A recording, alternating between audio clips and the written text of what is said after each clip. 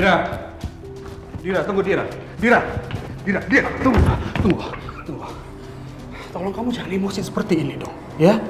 Kamu tuh harusnya tahu kalau aku emosi seperti itu, ya. Aku marah-marah sama kamu karena aku ingin mengingatkan kamu supaya kamu tidak terlena sama Juna itu. Tirta, aku kenal sama kamu tuh udah dari lama, Tir. Aku gak nyangka kamu bisa ngatain aku matre kayak gitu. Buat apa juga kan kamu ngebahas masalah hartanya Juna dan mobil Juna segala, buat apa?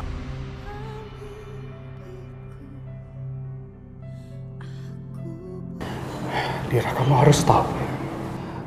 Aku marah itu karena aku peduli sama kamu, Dir. Ya. Oke, sekarang gini aja. Aku marah itu karena aku marah pada diri aku sendiri. Karena aku terbatas, aku tidak memiliki segala, tidak seperti Juna itu.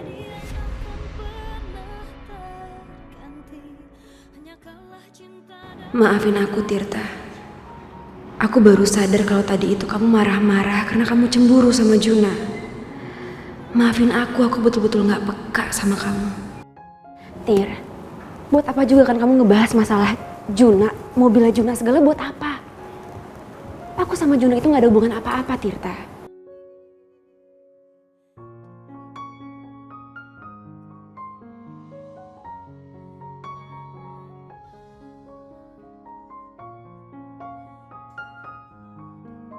Karena aku udah pernah janji sama kamu. Suatu hari nanti kalau aku udah bisa membuka hatiku kembali, tempat itu akan buat kamu, Tir. Bukan laki-laki lain.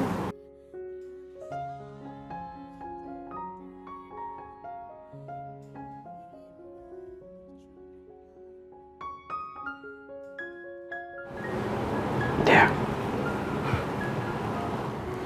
Aku minta maaf ya. Aku minta maaf kalau kata-kata aku nyakitin kamu. Gak apa-apa, Tirta. Aku sama Juna itu bisa berteman kayak sekarang karena kita sama-sama korban perasaan. Mungkin kamu gak bisa ngerti, Tir. Gimana rasanya gantungin perasaan ke seseorang tapi orang itu sulit untuk kita raih.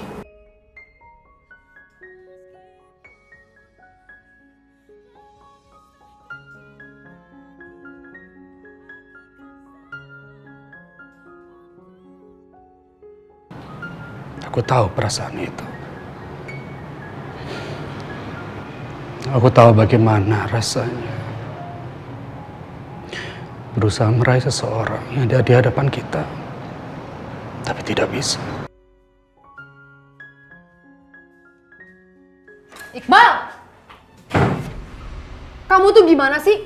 Udah berapa kali sih kamu bohongin aku? Pertama, kamu bilang katanya Saskia udah mati, ternyata masih hidup. Yang kedua, Ajeng. Kamu bilang udah terbakar di rumah itu, ternyata masih hidup juga dan aku lihat dengan mata kepala aku sendiri. Kamu tuh gimana sih kerjanya, Bal? Kamu jangan nyalahin aku terus dong. Aku juga nggak nyangka kalau Ajeng bisa lolos dari kejadian itu. Ah, ngomong aja kamu bisanya. Semua pekerjaan kamu gak ada yang bener ya, berantakan. Ngakunya cinta dan sayang sama aku, tapi mana kamu gak akan pernah bisa memberikan aku rasa aman. Sampai aku diceraikan sama Mas Willy, kita pisah. Elisa! Ah! Brengsek! Kok bisa jadi kacau kayak gini semuanya? Riri, ya, aku harus segera bekerja sama dengan Riri. Dia harus segera menyamar jadi Saskia dan masuk dalam keluarga Willy. Dengan begitu, dia bisa mengamankan posisi Elisa di keluarga Willy. Ya, gue bingung deh sama tawarannya Om Iqbal itu. Emang kenapa lo? Hah? Mau dijadiin bini kedua? Persimpenan?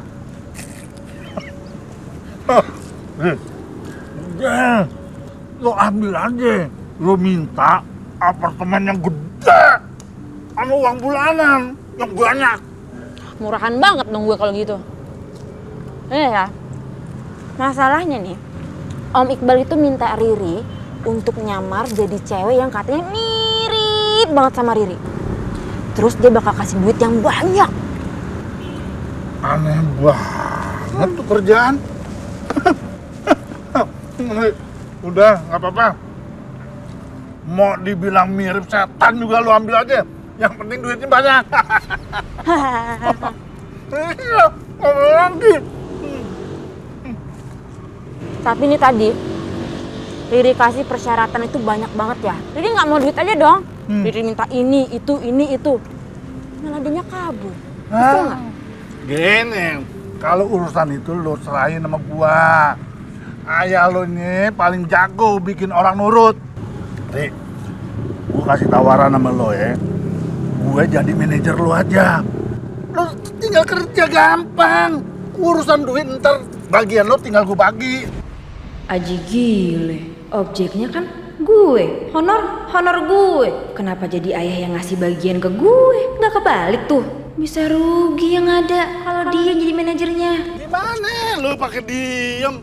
Gue tanya malah ngelamun. Gimana? Enggak deh ya. Masa ayah jadi manajer Riri sih? Enggak lah. Ntar aja Riri pikir-pikir dulu tawaran Om Iqbal itu ya.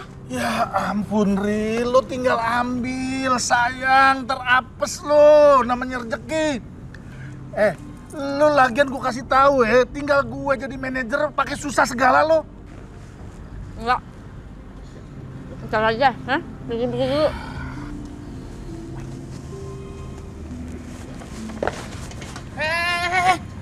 Bayar dulu, udah 7 kali. Minta sama bokap gue. Berani nggak lo?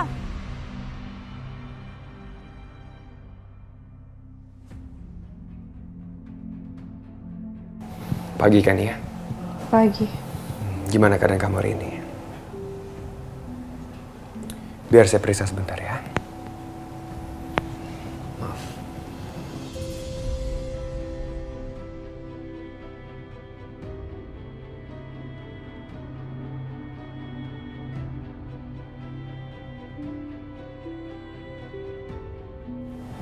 Boleh lihat kakinya? Ya. Pelan-pelan. Ya. Satu lagi. Pelan-pelan.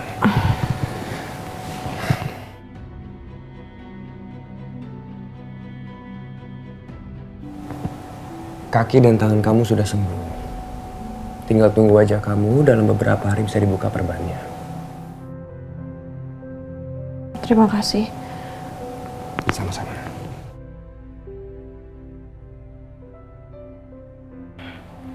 Mbak Kania, sarapan dulu ya.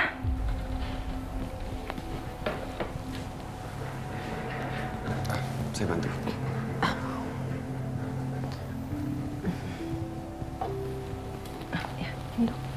Terima kasih. Saya permisi dulu, Dok. Selamat pagi pemirsa di rumah. Breaking news pagi ini diawali dengan berita orang hilang. Dan saat ini telah bersama saya keluarga dari Saskia, yaitu Bapak Willy dan Oma Gina. Terima kasih.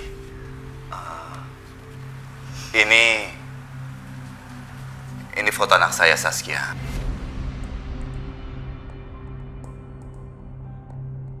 Dia sudah hampir sebulan menghilang.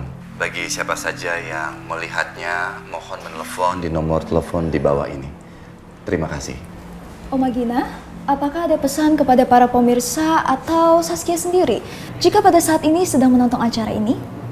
Oma. Saskia, cucu kesayangan Oma, tolong cepat pulang. Oma sudah rindu sekali sama kamu, Nak.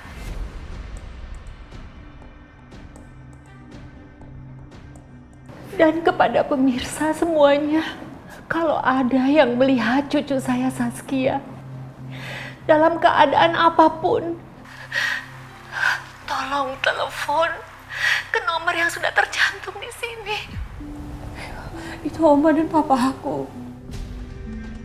Marcel, aku gak tega banget melihat Papa dan Oma kayak gitu.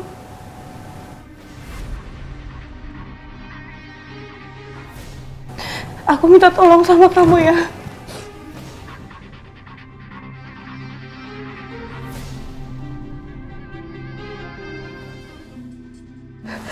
Aku ada bikin surat kedua buat Oma.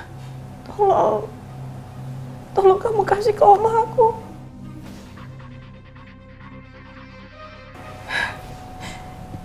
Elisa, Mama aku emang jahat sama aku.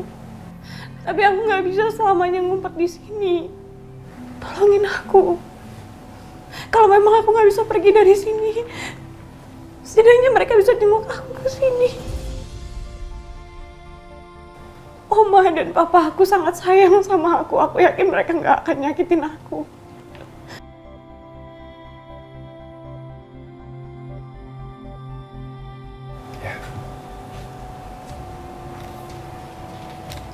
Saya permisi dulu.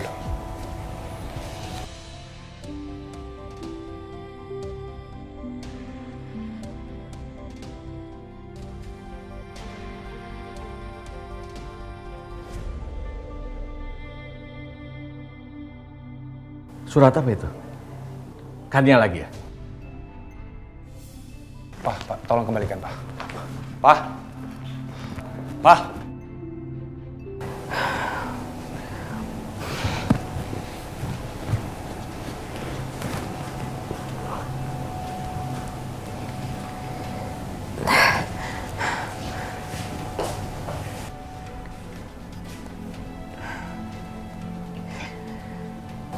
Aku udah gak sabar buat ngeliat muka aku lagi. Mudah-mudahan gak ada bekas codet yang mengerikan. Aku harus sabar. Tinggal besok aku udah gak kayak Mumi lagi. Pak, kita nggak bisa kayak gini terus, Pak. Ini nggak adil buat Kania. Marcel, justru ini nggak adil buat Papa. Kenapa kamu ingin melepaskan Kania yang sudah Papa dapatkan kembali?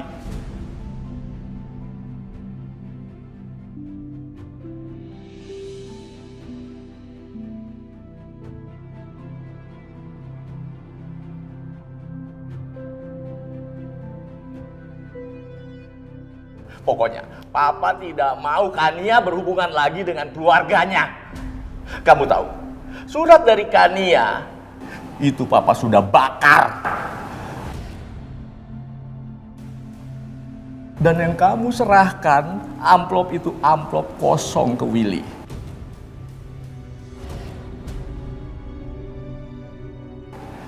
Dan sekarang, surat ini sudah nggak ada harganya lagi.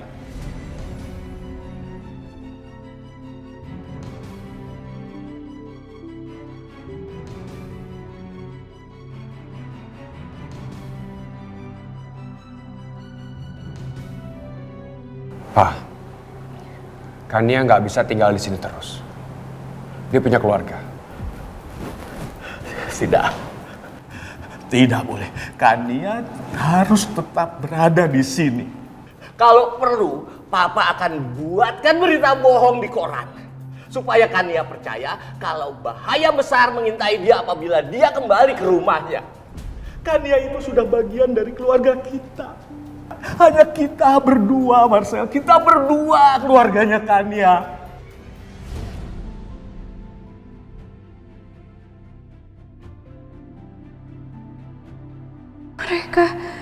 Mereka tahu kalau aku takut pada mama yang mencoba membunuh aku. Dan mereka sengaja bikin aku tambah takut.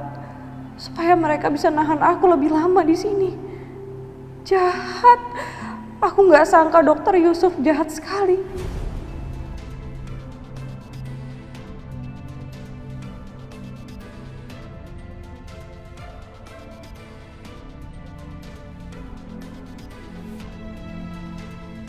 Papa, setiap kamu membicarakan Kania pergi dari sini, hati Papa terasa diremuk-remuk.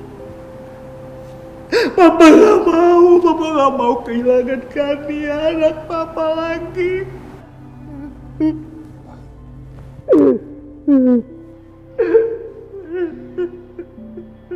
Aku ngerti perasaan Papa. Karena aku merasakan hal yang sama, Pak. Aku kehilangan cahaya dalam hidup aku.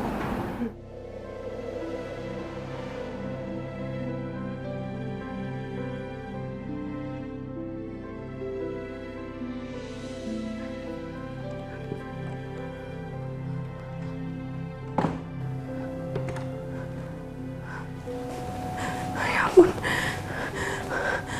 bener-bener gak nyangka.